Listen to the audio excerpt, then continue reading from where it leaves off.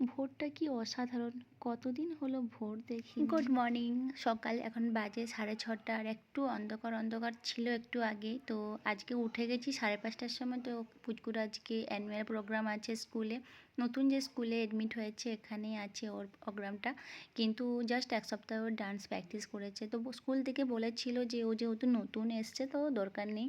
কিন্তু আরিয়ানের খুব ইচ্ছে, ওই জন্য ওর পাপা টাকা দিয়েছে, বলছে ঠিক আছে ওর যখন খুব ইচ্ছে তাহলে ও যাবে। তো আজকে হচ্ছে সেই দিন সকাল সকাল আজকে 6:30টার সময় বলেছে বাসটা আসবে। তো যেহেতু আজকে অনেকটাই লেট হয়ে গেছে আর সন্তাই বলছে এত তাড়াহুড়ো করে করার দরকার নেই, ওকে আমি স্কুলে করে দিয়ে আসবো যেখানে হচ্ছে। আর জানো তো এখানে স্কুলটা অনেকটাই দূরে হয়ে গেছে, আর তারপরে যেখানে প্রোগ্রামটা হচ্ছে সেখানটা তো 15 কিলোমিটার 16 কিলোমিটার দূরে হয়ে গেছে। অফিসটা যেখানে সন্তায়ের তার থেকে 3-4 কিলোমিটার আরও দূরে। তো আমার যাওয়া হবে কিনা আমি জানি না। এখন ওকে পাঠিয়ে আমি একটু রেডি হব। যদি অ্যাকচুয়ালি রাস্তাঘাট কিছুই জানি না, সন্তায় বলল যে আমি উবের করে দিচ্ছি, তুমি চলে এসো। কারণ ওর অফিসটা হচ্ছে 15 কিলোমিটার দূর, তার থেকে আরও 3 কিলোমিটার, মানে বেশ দূর। আর আমি বলছিলাম যে আমি স্কুটি করেই যাব, একটু রাস্তাটাও চেনা হবে। কিন্তু সন্তায় রিস্ক নিতে বারণ করছে, বলছে না রাস্তাঘাট খুব খারাপ, আর এখানে সবাই হেলমেট পরে না, খুব বাজেভাবে গাড়ি চালায়। তো আমি জানি না আমি যেতে পারবো কি না, মনটা একটু খারাপই লাগছে।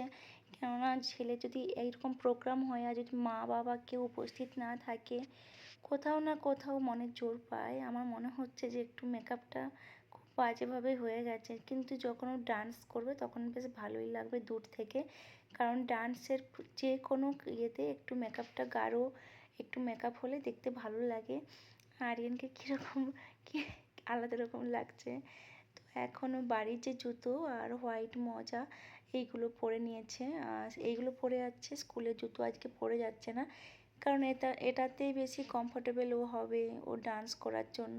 তো ওর পাপা এখন ওকে ছেড়ে দেবে স্কুলে, আজকে আর স্কুল বাসে গেল না। তো ওরা চলে গেলে আমি অনেকটা কাজ গুছিয়ে নিই, দেখি যদি যেতে পারি। আর ও দেখো, ও খুব খুশি হয়ে গেছে। আমি গেলে হয়তো আরও অনেকটা বেশি খুশি হবে। আর জানো তো, যখনই কোনো অনুষ্ঠান হয় না ও আমাকে খোঁজে। এই জায়গাতে অনুষ্ঠানটা হচ্ছে, অনেক সুন্দর জায়গাটা, অনেকটাই বড়। তো সবাই এখন অনেকে এসছে, কিন্তু কারোর ফ্যামিলি বাবা মা কেউ আসেনি।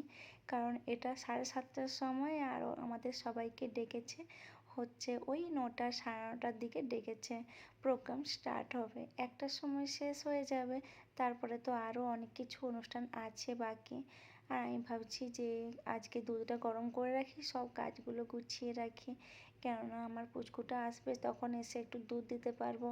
ও এসে লাঞ্চ করবে, কিন্তু তারপরে 1-2 ঘন্টা পরে যখন খেলা হয়ে যাবে ওর দুধটা তাহলে ফোটানো থাকলো, তখন আমি দিতে পারবো। আর চলে যাওয়ার পরে পুরো বাড়ির কাজ তো আমার করতে লাগে, ধুলো টুলো ঝাড়া, ঘরগুলো গোছানো।